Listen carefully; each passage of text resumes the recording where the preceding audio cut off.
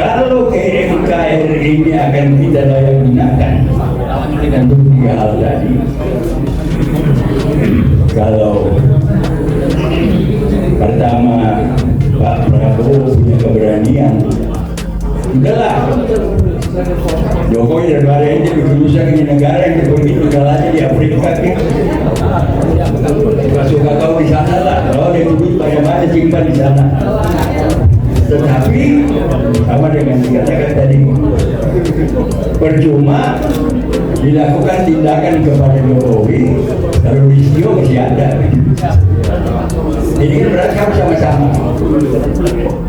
Nah, Pak Narko kebetulan saya kan menulis tentang kalau Prabowo betul marah-marah terhadap sikap Listio, maka dia harus segera mengganti Listio. Membaca ulasan saya itu, ada seorang Jenderal Purnawirawan yang saya tahu ketika masih dinas di Kopassus sangat dekat dengan Prabowo.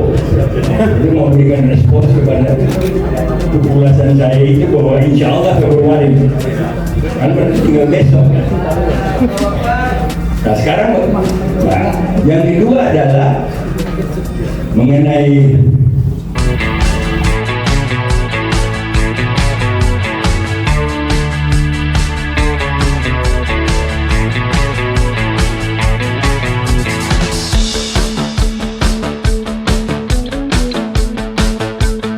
terima kasih.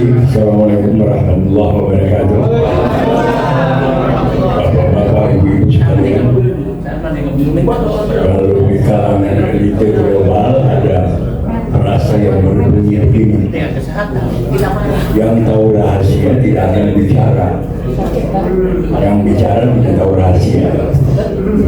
Nah, saya ingin mengatakan ini karena apa? Kalau saya pada hari ini, kita bicara hari ini karena kita tidak tahu rahasia esok hari. Padahal kita harus berjuang untuk hari esok yang lebih baik. Yang kedua, saya mau ingin merespons apa yang tadi disampaikan oleh Pak Said itu. Beliau sampaikan ke kita tadi mengenai respon yang begitu positif dari Presiden. Beliau sampaikan itu sebenarnya karena beliau tidak tahu rahasia apa di balik respons Presiden itu. Nah makanya untuk mengorek rahasia apa yang di balik respons Presiden itu, kita bicara tentang eksistensi GMKR hari ini, tentang apa yang harus kita lakukan. Nah kebetulan karena koordinatornya Pak Narko pasti paham persis bagaimana kita membangun kekuatan, bagaimana kita merawat kekuatan, dan kemudian bagaimana kita mendayagunakan kekuatan itu. Nah sekarang kekuatan ini akan kita dayagunakan untuk apa? Tadi kita udah bilang kan, sudah disampaikan, ada masalah Jokowi, ada masalah Listio, ada masalah Gibran. Saya kira kalau soal Jokowi misalnya, saya sangat sepakat dengan tadi apa yang disampaikan oleh Pak Refli Harun. Dan itu kan ada contoh sejarahnya. Dulu di era Orde Lama, Bung Karno pernah mengusir Habibur Saleh tinggal di Swiss. Bung Karno pernah mengusir Pak Mitro dengan keluarga termasuk Prabowo ke luar negeri.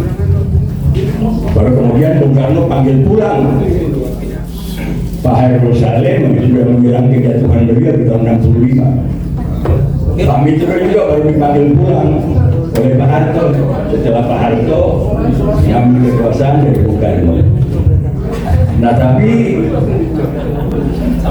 kalau NKRI ini akan kita daya gunakan untuk 3 hal tadi. Kalau pertama Pak Prabowo punya keberanian, udahlah Jokowi dan Pak Rente bikin usaha ke negara yang begitu galanya di Afrika gitu. Suka kau di sana lah, kalau ada duit banyak-banyak simpan di sana.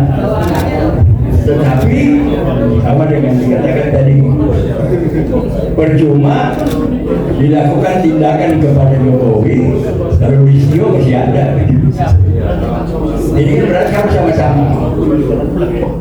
Nah, Pak Narko, kebetulan saya kan menulis tentang kalau Prabowo betul marah-marah terhadap sikap Listio, maka dia harus segera mengganti Listio.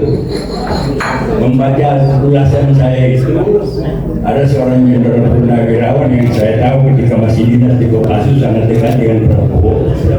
Itu memberikan respons kepada ulasan saya itu bahwa insya Allah Februari, kan berarti tinggal besok. Nah sekarang, yang kedua adalah mengenai masalah Gibran. Sebenarnya kalau kita lihat kekuatan koalisi Pak Prabowo, tidak mudah, tidak susah untuk mengambilkan Gibran. Nah tetapi harus kita bantu Pak Prabowo itu adalah bagaimana mencegah konflik yang akan timbul ketika Gibran dimaksudkan. Karena apa? Koalisi Pak Prabowo ini kan sangat besar. Setelah Gibran dimaksudkan, dia akan harus mengajukan 2 calon. Nah sudah mulai bunyi di internal, sudah mulai bunyi nih kalau 2 calon ini kira-kira siapa.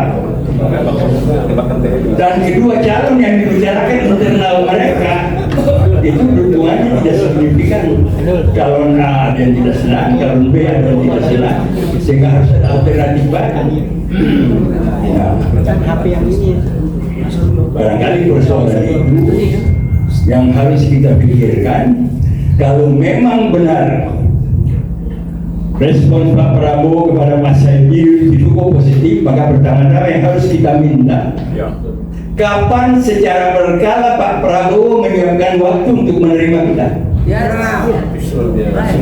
Karena sudah menjadi rahasia umum ya, jangan kita ada menteri mau menghadap dijagawi yang lain. Malah barusan juga ada berita di podcast bahwa jangankan menteri, kepala bin aja mau menghadap presiden susah gitu kan.